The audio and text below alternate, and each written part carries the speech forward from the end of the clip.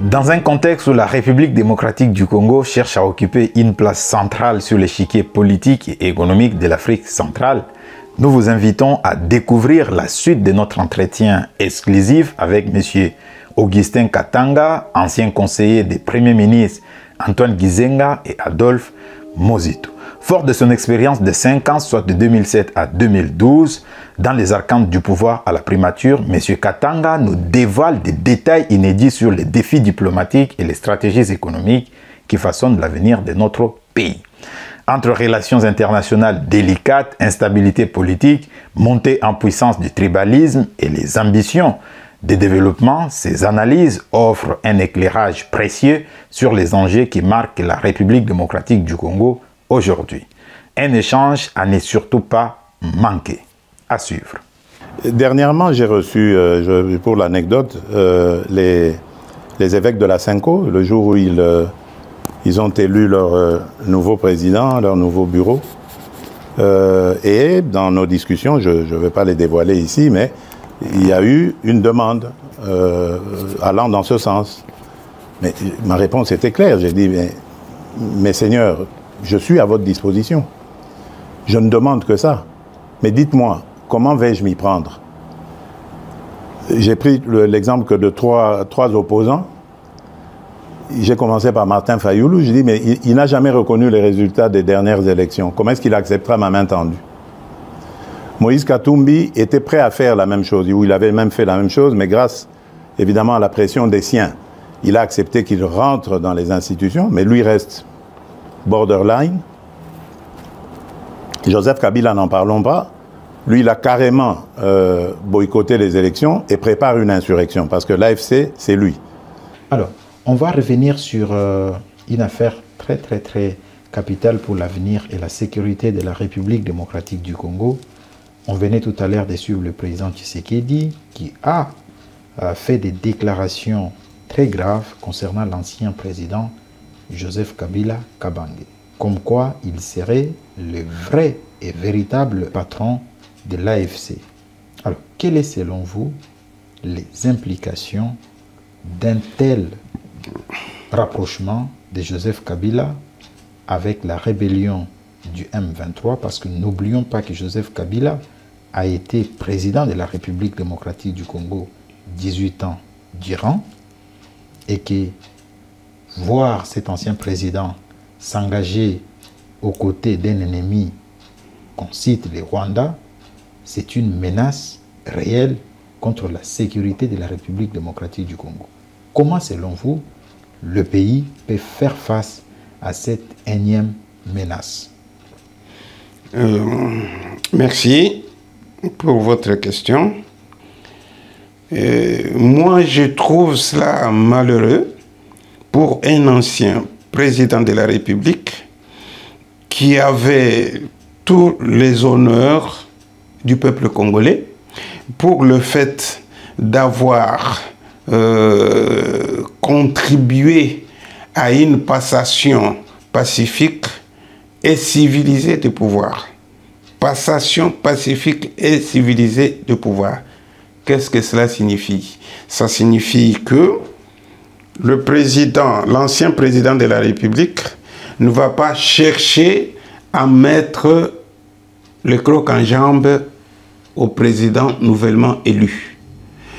L'ancien président de la République va aider, selon ses possibilités, le nouveau président de la République à conduire le mieux possible les choses de la République.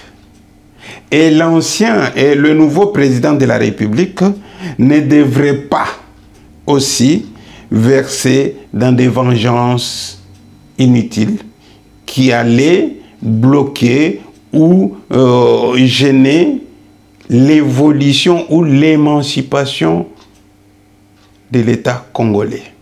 C'est-à-dire, le président nouvellement élu n'allait pas inquiéter l'ancien président de la République. Donc, aujourd'hui, être cité comme financier du groupe AFC de Nanga me désole moi. Je trouve ça regrettable, ce n'est pas digne d'un ancien président de la République. Pensez-vous que le président Tshisekedi avait toute sa bonne volonté et sa bonne foi pour garantir la sécurité à l'ancien président Joseph Kabila et que ce dernier a abusé de sa bonne foi, la bonne foi du président Tshisekedi? Monsieur Tchimpumpu, ça c'est même pas une question à poser, parce que depuis que le président Tshisekedi est aux commandes de la République démocratique du Congo,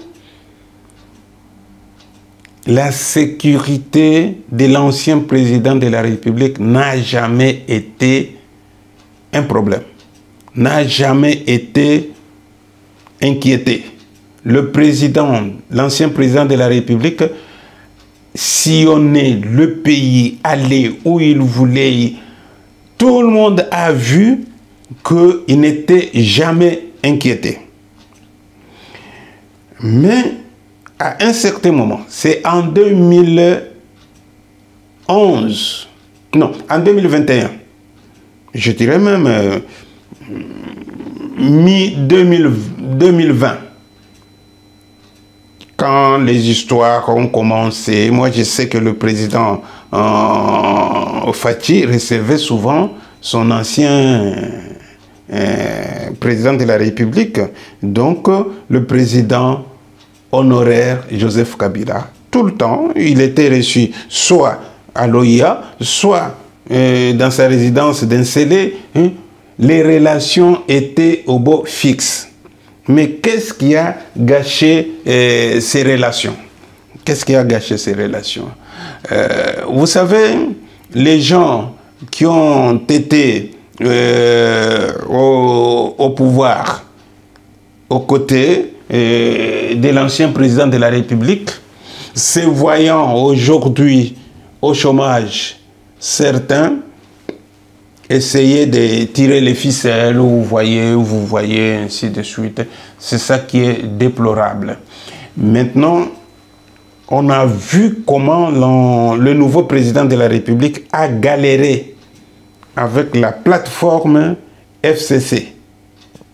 Parce que FCC était appelé à travailler ensemble avec la plateforme du président Les Cash. Et des Cash. Et quel est selon vous, qu'est-ce qui justifierait cette implication ou cet engagement de Joseph Kabila aux côtés de l'AFC d'Enanga? Est-ce une volonté de vouloir revenir au pouvoir pour faire quoi qu'il n'a pas pu faire en 18 ans de règne?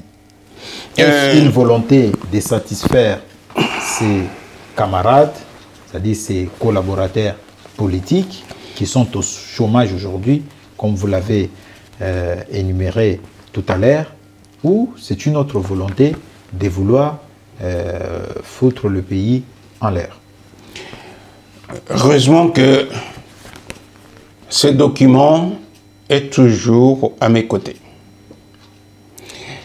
Dans ces documents, l'ancien président de la République est mieux traité, pour bien parler correctement. L'ancien président de la République est un sénateur à vie. L'ancien président de la République a un salaire dépassant même le salaire de certains. Qui n'a jamais été payé selon sa femme dernièrement. Bon, moi je ne travaille pas au ministère des Finances ni au Trésor public, mais je sais que quand on écrit des choses, on doit les honorer. Moi, je n'ai pas plus d'informations. Le président de la République est mieux informé que quiconque au Congo. S'il est parvenu à le citer, c'est qu'il a vraiment été bien informé. Bon, moi, je ne peux que exprimer mon regret par rapport au comportement de l'ancien président de la République. Ouais. Monsieur Katanga, Cette question va nous ramener à l'actualité. Comme vous le savez, la République démocratique du Congo est engagée dans un processus de paix à Luanda, piloté par le président angolais. Dernièrement, lors de la rencontre entre les chefs de la diplomatie congolaise et rwandaise, un communiqué final a été signé à cet effet. Pensez-vous que la République démocratique du Congo, à travers sa diplomatie, a négligé des aspects essentiels dans ses communiqués, notamment l'engagement clair et net du Rwanda de cesser son soutien avéré au groupe terroriste du M23, et quels seraient, selon vous, les moyens pour la République démocratique du Congo de renforcer sa position et de mieux aborder ses enjeux lors des prochaines négociations? Les négociations en politique, c'est comme en football. Pour avoir un match de football, il faut qu'il y ait des équipes en présence. Équipe A et équipe B. En politique, c'est pareil. On ne peut pas s'asseoir autour d'une table de négociation tout seul. On négocie avec les adversaires en face ou les gens qui sont cités dans une affaire quelconque. C'est là qu'on parle de la diplomatie. Ces négociations se font en cas d'un conflit. Pour le cas en présence,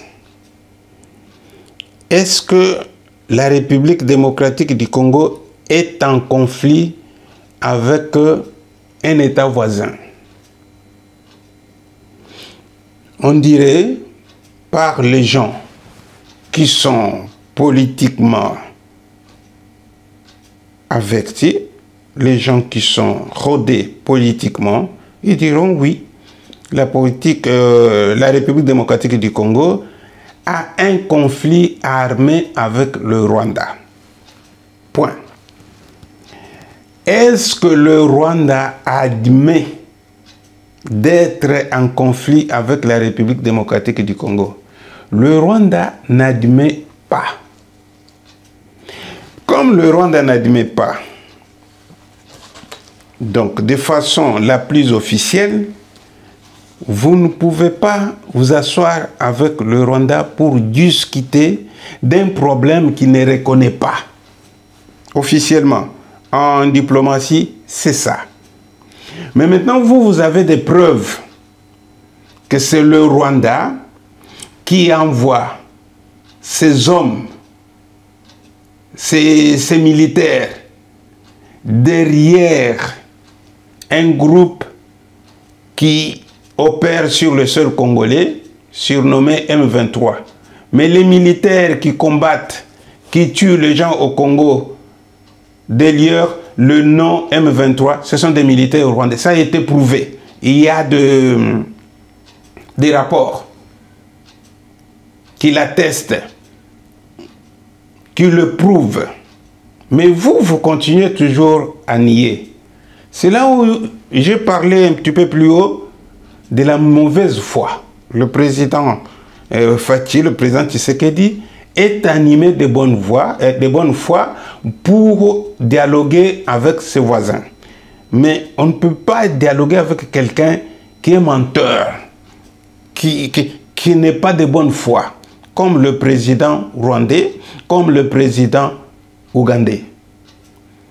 Du moment qu'ils ne sont pas de bonne foi, moi, je m'attelle à la décision du président de la République selon laquelle je ne peux pas discuter avec le président Kagame parce que c'est un menteur, parce que c'est quelqu'un qui n'admet pas, qui ne reconnaît pas ses torts, il ment tout le temps. Si je vais m'asseoir autour d'une table avec lui pour discuter, il va toujours me mentir. Mais je pense que ça ne vaut pas la peine d'aller discuter avec lui. Mais maintenant, les accords de Luanda, qu'est-ce qu'ils prévoient? Ils prévoient qu'il y ait la paix et au Congo, hein, en gros, hein, qu'il y ait la paix et au Congo, dans la région. Maintenant, vous allez à Luanda, sous les auspices du président angolais. Le ministre des Affaires étrangères angolais, ministre des Affaires étrangères rwandais, ministre des Affaires étrangères congolais.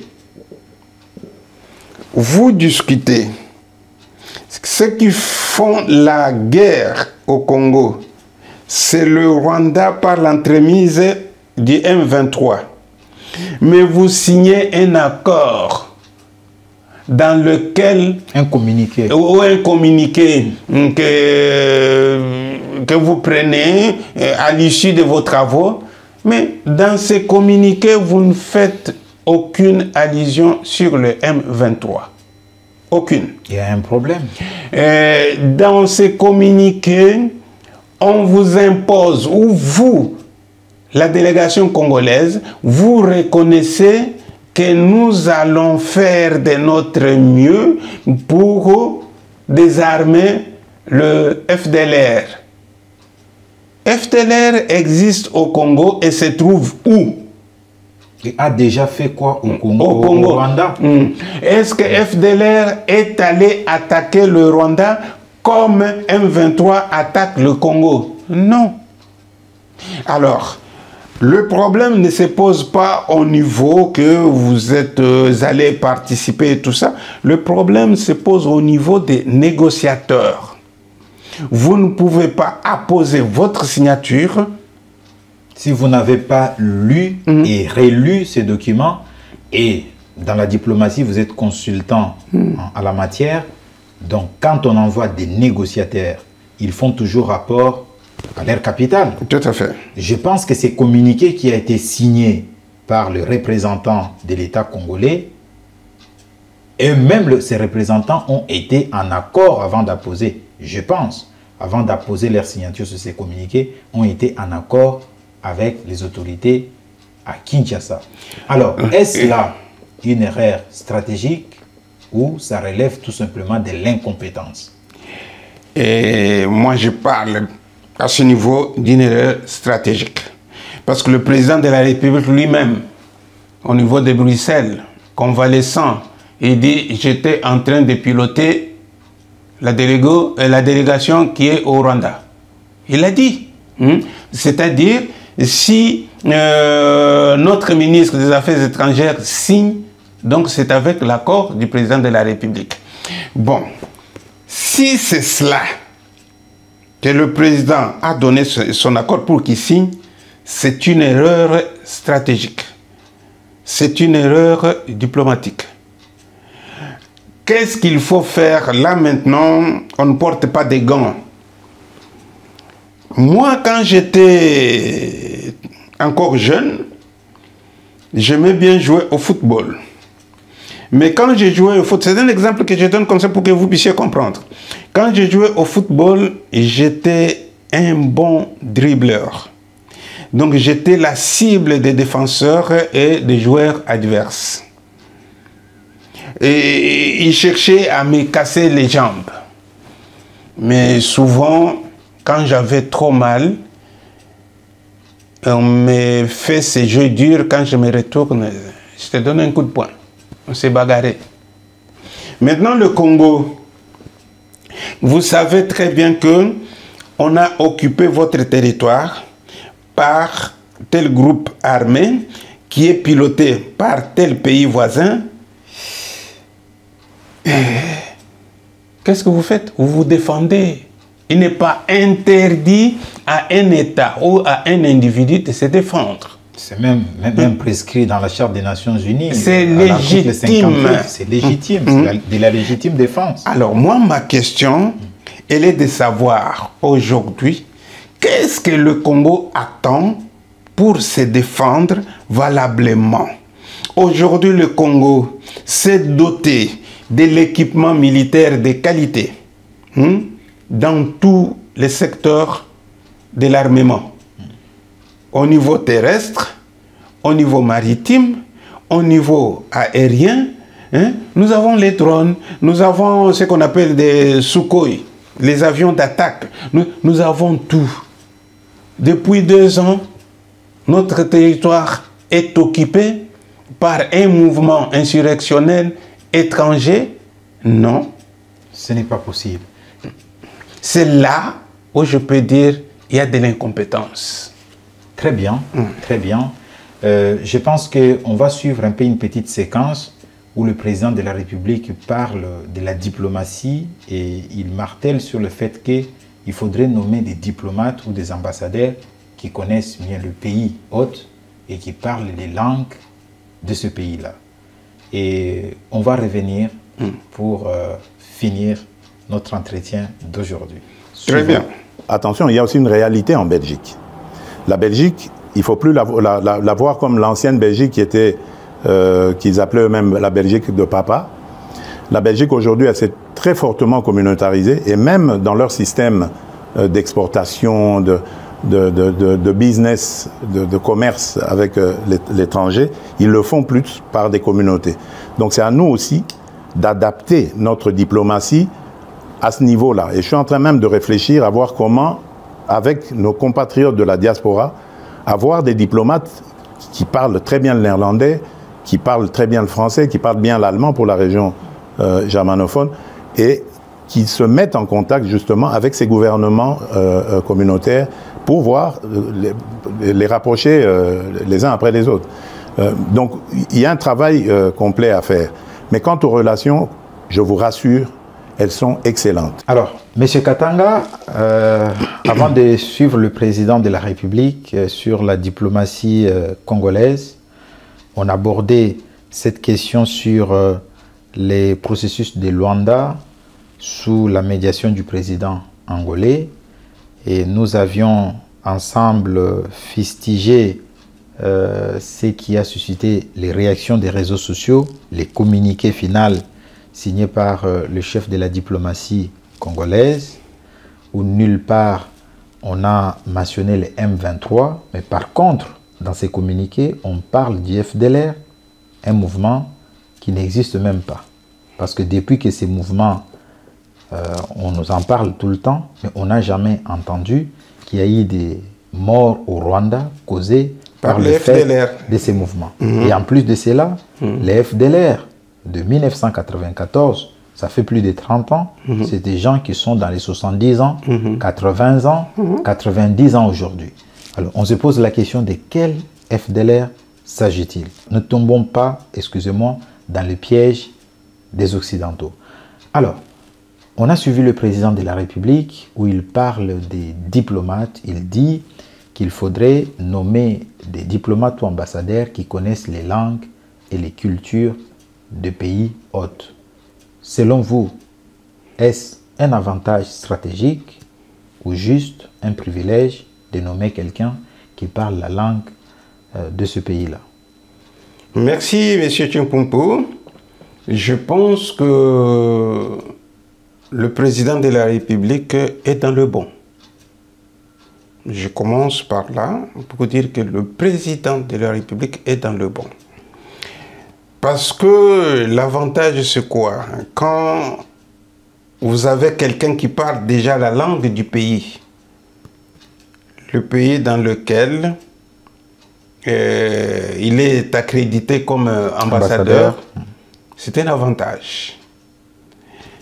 Parce que si vous accréditez quelqu'un comme ambassadeur en Chine et il ne parle pas le chinois ou le mandarin, c'est quelqu'un sera obligé de prendre les cours pour comprendre ou pour communiquer avec les gens. Ou carrément prendre un interprète. Ou prendre un interprète.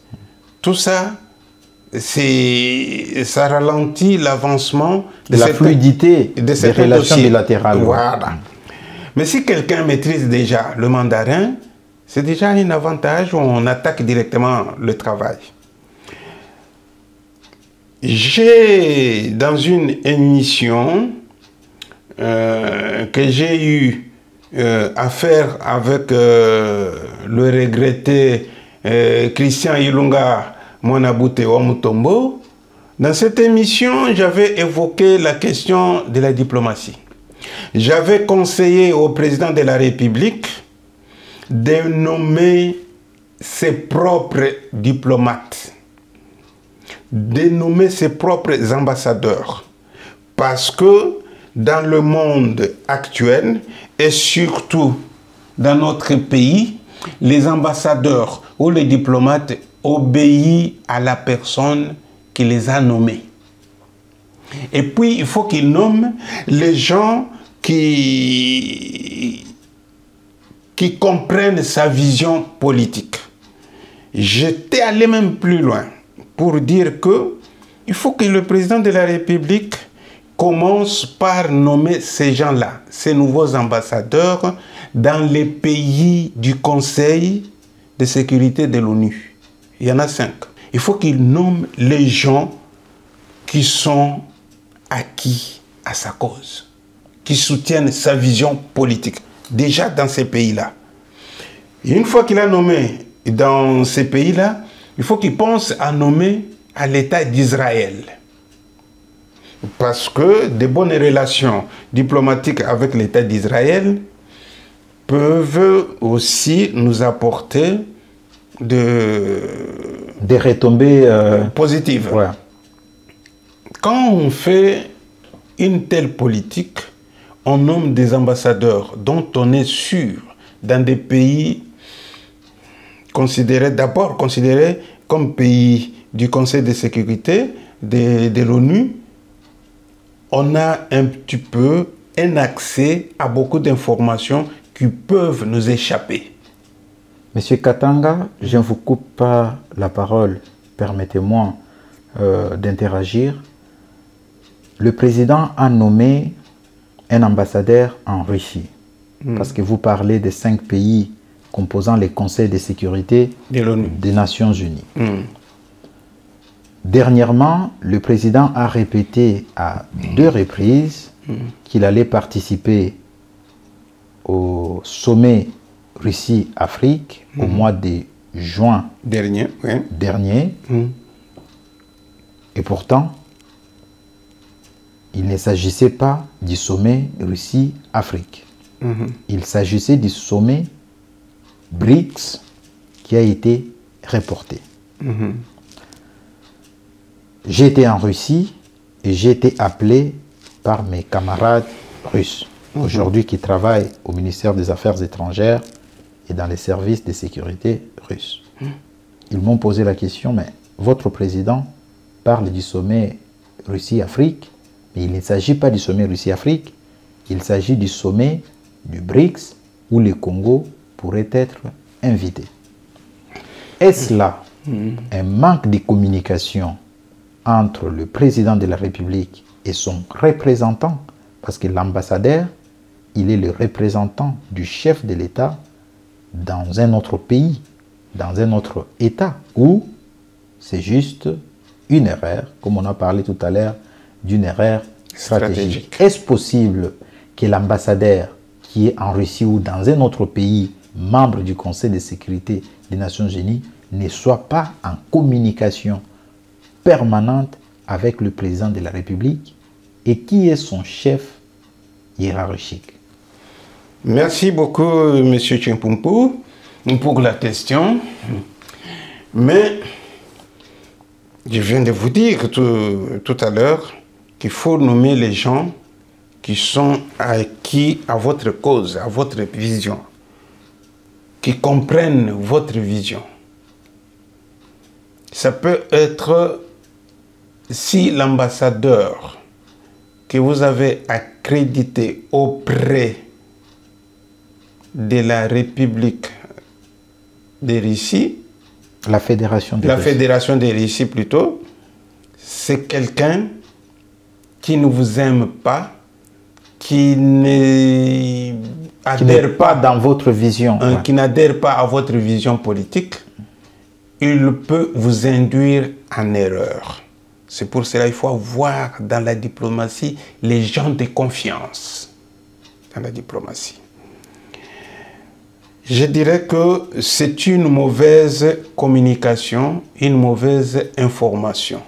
Parce que le président n'a répété que ce qu'on lui a transmis, ce qu'on lui a donné comme information. Par qui? Par son représentant, qui est dans la Fédération de Russie. Reste à savoir s'il y a une communication, parce que selon nos informations, il n'y a pas une communication directe entre le président de la République et ses représentants, ses ambassadeurs dans les 5 pays du Conseil de sécurité des Nations Unies. Il y en a dans d'autres pays, oui, mais comme en Russie et en Chine, il n'y a pas de communication, parce que je rappelle qu'à l'époque où l'actuel ambassadeur de la Russie et du Congo en Russie a été nommé, j'étais à la présidence. Nous avons mené des démarches pour ne pas se faire nommer ambassadeur du Congo en Russie, mais au moins être parmi la prochaine mission diplomatique. Parce que cette recommandation a été faite par l'ancien ambassadeur du Congo en Russie, le fait Matungulu, qui avait recommandé les rapports au ministère des Affaires étrangères qu'au moins penser nommer dans la prochaine mission diplomatique au moins quelqu'un, un diplomate qui parle et qui maîtrise la langue russe. À l'instar d'autres pays africains, au moins une douzaine, qui nomment comme ambassadeurs les anciens étudiants. En plus de cela, quand le président a été en Russie, il semblerait, je parle au conditionnel, qu'il avait dit aux Congolais de là que c'est à vous de travailler à l'ambassade. Si les collaborateurs du président qui sont avec lui ne lui facilitent pas les choses en lui proposant des gens qui ont vécu en Russie, je ne parle pas seulement de moi, je parle des gens qui ont été en Russie, en lui facilitant les choses, comment le président saura qu'il y a un Congolais X ou Y qui a fait ses études en Russie et que ces Congolais, on peut l'utiliser pour le bien et l'intérêt du Congo? Merci beaucoup, encore une fois, pour avoir précisé des choses. Une mission diplomatique a à sa tête un chef. Le chef de la mission diplomatique, c'est celui-là qu'on appelle l'ambassadeur. Il a toute une équipe avec laquelle il travaille. Quand le président de la République se trouve confronté à une telle situation, il n'y a pas 36 solutions. On change toute l'équipe, en commençant par le chef de la mission diplomatique. Il faut changer partout où ça ne marche pas. Le feu Laurent Désiré Kabila avait un ministre des Affaires étrangères qui aimait toujours aller en mission à l'étranger. J'ai expliqué plus haut que la politique étrangère d'un pays est assurée par le président de la République, par le Premier ministre ou par le ministre des Affaires étrangères. Mais le ministre des Affaires étrangères de Laurent Désiré Kabila torpillait la politique ou la vision politique de Laurent Désiré à l'étranger, jusqu'à ce que Laurent Désiré a été tué. C'est un danger de voir qu'on ne donne pas la vraie information au président de la République par les gens que lui-même a nommés. Ça veut dire que soit le président de la République ne connaissait pas ces gens, on les lui a proposés et recommandés. Dans ce cas-là, on ne les nomme pas. Au niveau de la diplomatie, on ne nomme pas quelqu'un si vous ne le connaissez pas suffisamment. C'est un petit conseil que je donne à son Excellence, Monsieur le Président de la République. Son idée de mettre les gens qui maîtrisent déjà la langue du pays est une excellente idée. Il faut qu'il le fasse. Mais le comble en est que le président ne connaît pas tous les gens qui ont été dans ces pays. Vous venez de le dire hein, dans votre question.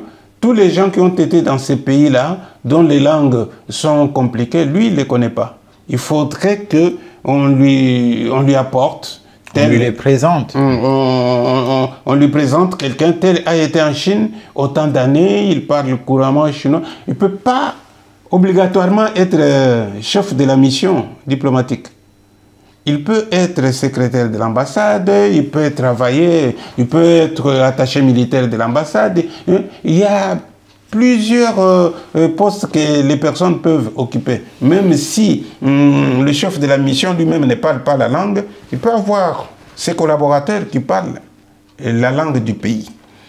Alors, le président de la République, ça c'est un constat que je trouve même au niveau des nominations dans l'équipe gouvernementale. On lui présente des gens. Mais je suis sûr que la personne qui présente les gens vient et dit « Excellence » ou « Voilà, je le connais très bien, il est compétent en ceci ou en cela ». Mais en fin de compte, quand il est nommé, on trouve que... Il ne produit pas. Il ne produit pas, il n'est pas compétent. Mais pourquoi on les garde? Parce que quand quelqu'un ne produit pas, il faut le virer. Un petit exemple. À l'époque où j'étais à la primature, à l'époque de Gizenga, Gizenga sort un gouvernement, il y a un ministre fantôme, un certain Ilunga, quelque chose comme ça. Fantôme, il n'existait pas.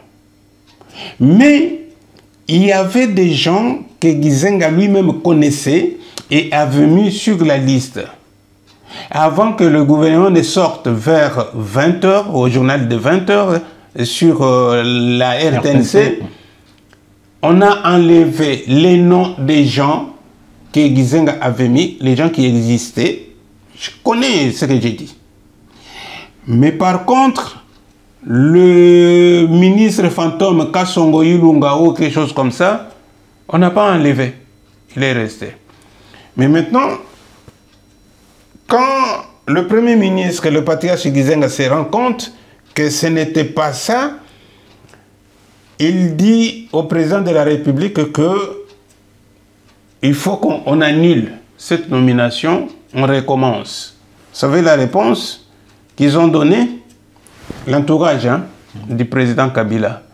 On vient de sortir le gouvernement et si on annule au bout de une semaine ou 2 semaines, et on va nous traiter de moins sérieux, il faut qu'on les laisse, et puis on verra dans 3 mois ou même dans 6 mois. 3 mois, 6 mois, c'est 1 an, 2 ans, 5 ans. Ah, vous avez tout compris. Et alors, ce qui était provisoire, pour qu'on revienne pour faire les choses correctement, durera 6 mois, 1 an, et comme ça. C'est ce qui est arrivé pour d'autres gouvernements qu'on a nommés par la suite. On dit on ne peut pas changer maintenant, on attend. Alors, il faut être strict en amont. Avant de nommer quelqu'un, vous avez parlé tout à l'heure de service de sécurité, service des renseignements. Oui, il faut vérifier à l'avant, en amont. En amont, il faut faire cette vérification pour savoir qui est tel qui nous est proposé pour occuper telle fonction. Monsieur Katanga, on tend vers la fin, mais je voulais vous poser une petite question au vu de votre parcours, de votre expérience, parce que vous n'êtes pas de notre génération, vous avez vécu dans ce pays-là. Et aujourd'hui, on constate une montée en puissance du tribalisme en République démocratique du Congo. Comment pourriez-vous expliquer ces phénomènes? Parce que à l'époque, à votre époque, moi, mon père, Lucien Tchimpumpu, il a formé des gens, il a aidé des gens, il a travaillé avec des gens qui n'étaient pas de sa province. À votre époque, ces phénomènes n'existaient presque pas. Ou peut-être ça a été étouffé. C'est à vous de nous le dire. Comment expliquer la montée en puissance de ces phénomènes aujourd'hui où il y a des gens qui disent clairement « allez-y construire chez vous » alors qu'on est un État unitaire.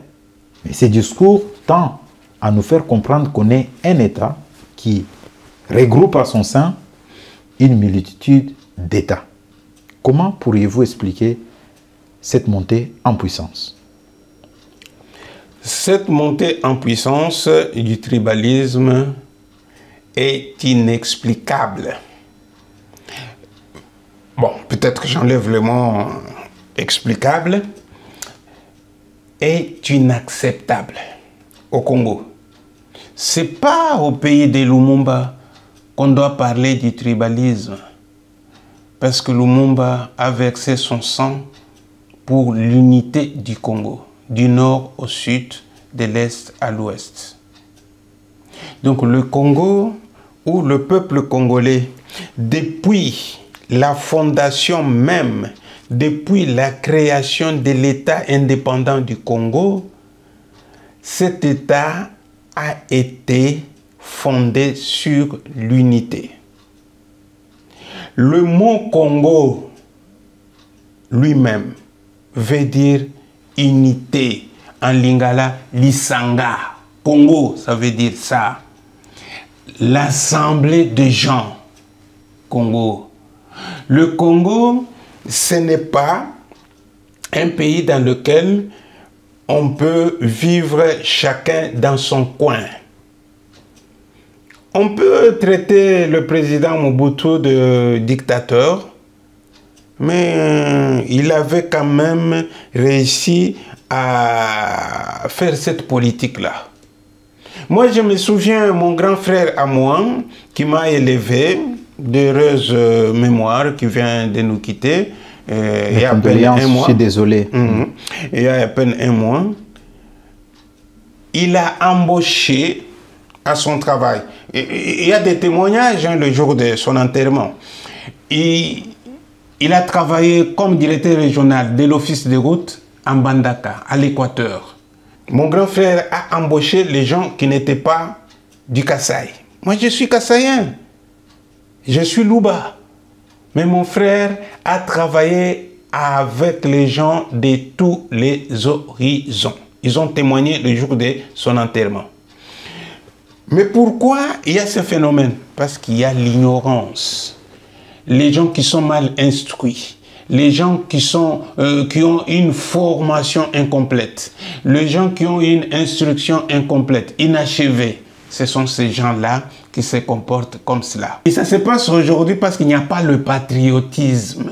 Ça, c'est très très bien, l'élément que vous venez d'énumérer. Alors, il nous reste 2 minutes pour finir.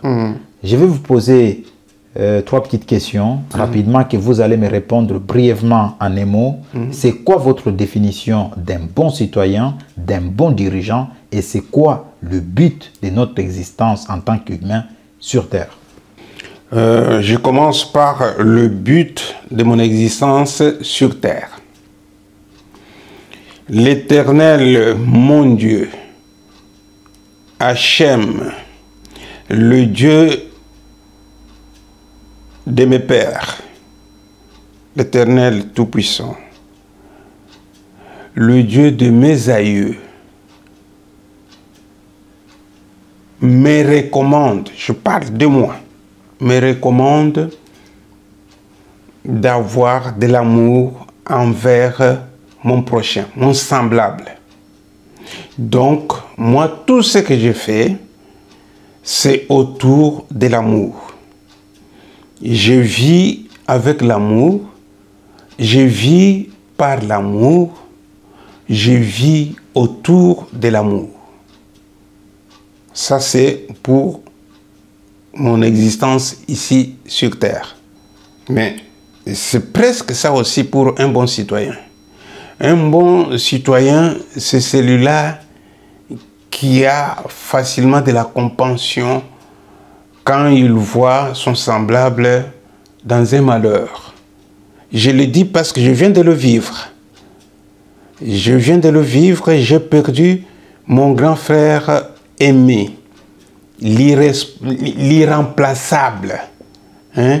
Et alors que mon adorable grand frère. Mais j'ai vu les gens qui ont fait des témoignages le jour de son enterrement, qui lui ont rendu des hommages incalculables, parce qu'il a travaillé avec tout le monde, parce qu'il était professionnel, parce qu'il était pacifique, parce qu'il a défendu les cas sociaux, des gens qu'il ne connaissait même pas. Il les a défendus. Quand vous travaillez, vous êtes responsable quelque part, traitez vos collaborateurs avec équité. Il faut travailler avec tout le monde, il faut mettre tout le monde, même s'il y a des échelons au niveau du travail. Mais sur le plan social, il faut être bien avec tout le monde. Ça, ce sont les paroles même de Patrice Emery Lumumba.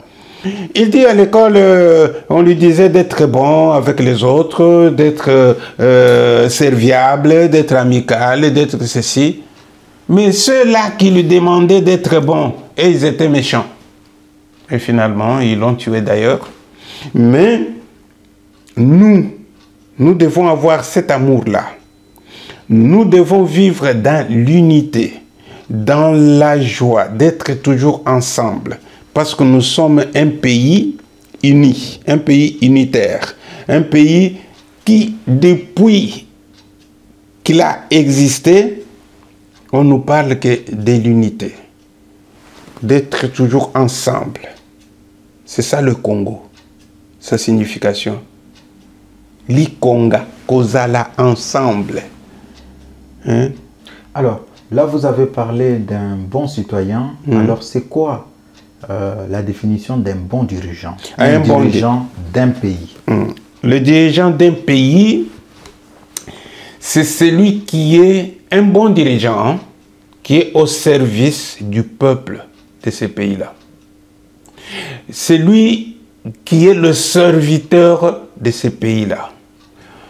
Parce que si le peuple n'existait pas, lui, il ne prendrait pas les rênes de ce pays, ne prendrait pas la responsabilité au sommet de ce pays. C'est pour cela, en Chiluba, il y a un adage qui dit Mukalenga wa Bantu, Bantu wa Mukalenga. Ça veut dire que vous ne pouvez pas être chef si vous n'avez pas un peuple. Et vous, le peuple, vous êtes un peuple digne de ce nom quand vous avez un bon chef. Je pense que aujourd'hui, le peuple congolais peut être fier d'avoir un bon chef et d'avoir un chef qui les aime. Parce que notre chef actuel, quand il parle, il dit « Quand je me couche, quand je dors, je pense peuple congolais. Quand je réfléchis, je pense peuple congolais. Et quand on tue le peuple congolais, j'ai mon cœur qui saigne. » C'est-à-dire, il a l'amour pour son peuple. Et le peuple aussi a l'amour pour lui parce que le peuple l'a élu. Avec 73,47%, c'est beaucoup pour une élection à un seul tour et avec autant de candidats. Monsieur Katanga, on est presque à la fin, mais avant de finir, j'allais oublier une petite question que je pense, à mon avis, très importante. C'est concernant l'économie et l'évolution de l'économie de la République démocratique du Congo. Vous êtes consultant politique, diplomatique et aussi économique. Qu'est-ce qui fait que dans ce pays-là, la République démocratique du Congo, on nous parle de la croissance?